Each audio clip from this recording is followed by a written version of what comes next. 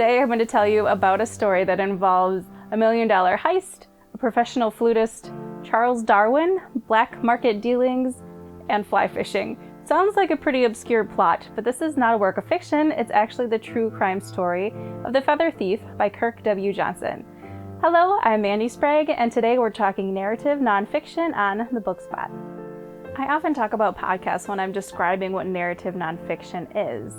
They often tell true stories in an imaginative and interesting way by using elements of literature such as plot, point of view, and pacing to tell a story without being dull and dry like textbook would be. Some examples of narrative nonfiction that you might be familiar with are The Devil in the White City by Erik Larson and Unbroken by Laura Hillenbrand. I will link Book Riot's list of 50 great narrative nonfiction books below to kind of give you guys some ideas of book suggestions. It's a really great genre. It's one of my favorite things to read. I just love storytelling, and that includes true stories. So you can kind of think of it as like a storytelling documentary, but in text. All right, let's get back to the story. Edwin Rist is a 20-year-old professional flutist back in 2009 when he breaks into the Tring Museum, which is a branch of the British National History Museum. And it houses one of the most extensive collections, ornithology collections in the world. And he steals 299 rare bird specimens that are worth upwards of $1 million. And gets away with it. And the reason he did that was because as a child, he got into Victorian salmon fly tying. And it becomes an obsession for him, so much so that he has decided to source the rare feathers from extinct birds in order to make authentic fly ties that use these feathers that they did back in Victorian times. So his goal is to sell off enough of these feathers and these ties that he does to buy himself a golden flute. You heard that correctly. So that is the goal of this whole museum heist, is to get this golden flute.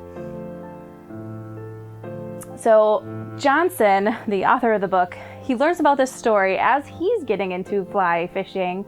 He took up the sport after he came back from Iraq, and it was kind of a healing thing for him. And so he had a teacher who was teaching him about this, and one day when they're not catching anything, his teacher's telling him this story, and he gets so into this story that he just needs to learn more about it. So he investigates things on his own and actually comes around these details that the lead investigators never knew about these details when they were investigating, and he wants to track down these hundreds of feathers that are still unaccounted for. Where did they go? They found certain ones that he sold, but there are still hundreds of feathers that are unaccounted for that were stolen, and they're not in his apartment.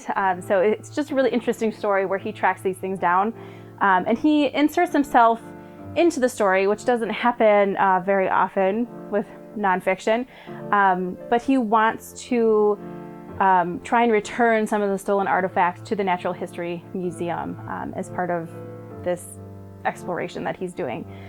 So he has this knack of taking something that has a potential for being so dull, like stolen feathers, and he creates this captivating story. It's a story, it's a mystery, and it's about obsession and greed, and it's really interesting what he finds out. I highly recommend listening to NPR's This American Life podcast episode on this topic. Sean Cole interviews the author, kind of how they talk about the actual heist and how he got involved in it, and then his exploration of it in an hour-long episode, and it's just fantastic. It's what drew me into the book, and then after listening to it, I just had to read the book. And so you can find the episode on their free app. So it's This American Life. It's a free app. Under their recommended tab, they have an hour-long story section. I think it's still the top story under that section, so you can find it there. Highly recommend it. It's phenomenal. So if you're interested in some more true crime that doesn't involve murder or gory bits, there's a really great book list that Book Riot put together of non-violent true crime books. And this was one of the books I included on that as part of their Read Harder Challenge for 2019. So similar to the Pop Sugar Challenge, which comes out every year, it's just a list of really fun reading prompts to get you to try new books. And they focus, I believe, on 12 different reading prompts, and then they come up with curated lists for each of those 12 prompts. Just a really fun little list that I came about recently, so I wanted to share that with you guys. So what are some of your favorite narrative nonfiction books? Do you have true crime podcasts or books that you like to read? Share them in the comments below.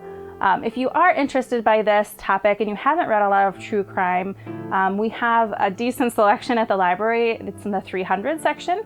You can find that by searching true crime as a subject in our catalog, and you can put some books on hold. So we do have our curbside pickup happening right now. So if you have questions or you want some book recommendations specifically for these topics, you can let me know. You can also send me an email. I will link that down in the comments. So thanks for joining us. Bye.